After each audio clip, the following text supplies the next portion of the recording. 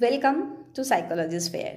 অনেকেই এখনকার সমাজে একটা ভীষণ বড় সমস্যা নিয়ে ভোগে, সেটা হলো মেন্টাল হেলথ ইস্যু। এই মেন্টাল হেলথ ইস্যুগুলোর মধ্যে যেগুলো পড়ে সেটা হচ্ছে ফ্রাস্ট্রেশন, ডিপ্রেশন, অ্যাংজাইটি, স্ট্রেস। এগুলো হচ্ছে কমন মেন্টাল হেলথ ইস্যু। এগুলো কম বেশি প্রত্যেকের মধ্যেই থাকে। আমাদের এত বিজি স্কেডিউল থাকে এবং প্রত্যেকেই কিন্তু এখন ওয়ার্কিং। কেউ না কেউ কোনো না কোনোভাবে তাদের ডিউটিসগুলো আলাদা আলাদা থাকছে এবং যার ফলে কিন্তু অনেকের মধ্যেই এই সমস্যাগুলো জাঁকিয়ে বসে। যাদেরকে জাঁকিয়ে বসে তারা তো প্রপার প্রফেশনাল হেল্প নেবেই, এবং যাদের এখনও পর্যন্ত জাঁকিয়ে বসেনি তাদের জন্য বলছি, যেন আরও জাঁকিয়ে না বসে তার জন্য যদি আমরা লাইফস্টাইলটাকে চেঞ্জ করতে পারি তাহলে কিন্তু আমরা অনেক বেশি ভালো থাকব। এবং আমরা যদি ভালো থাকি তাহলে আমাদের চারপাশের মানুষগুলোকেও আমরা কিন্তু ভালো রাখতে পারবো। কীরমভাবে? শুধুমাত্র লাইফস্টাইল চেঞ্জেসের মধ্যে দুটো জিনিস ভীষণভাবে ইম্পর্ট্যান্ট।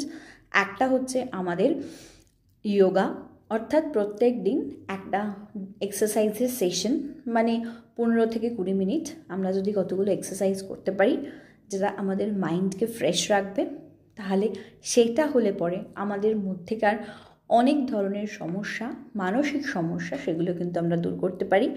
আরেকটা হচ্ছে আমার হেলদি ডায়েট আমাদের করার জন্য অবশ্যই ডায়েটিশিয়ানের পরামর্শ নিতে হবে, যারা এক্সপার্ট তাদের কাছে যেতে হবে, কারণ প্রত্যেকের ডায়েট আলাদা আলাদা হয়, প্রত্যেকের বডি ওয়েট আলাদা, তো সেই ক্ষেত্রে ডায়েটগুলো আলাদা আলাদা হয়। কার জন্য কতটা পরিমাণে প্রোটিন, ফ্যাট, কার্বোহাইড্রেট প্রয়োজন সেটা কিন্তু ডায়েটিশিয়ানরাই বলতে পারবে।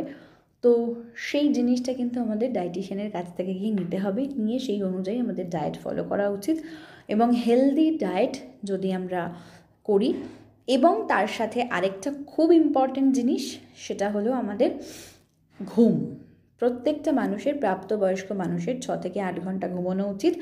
এবং যারা এক্সপার্ট আছে তারা বলেছেন যে স্ক্রিন টাইমটা কমিয়ে দেওয়া ঘুমের আগে।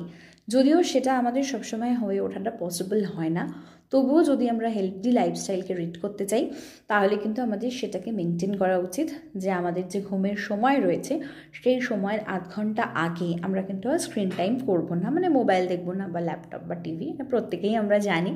তো সেটা যদি একটু প্রপারভাবে মেনটেন করা যায় তাহলে আমরা নিজেরাও ভালো থাকবো, আর আগেই বললাম আমরা ভালো থাকলে আমাদের চারপাশের লোকরাও ভালো থাকবে।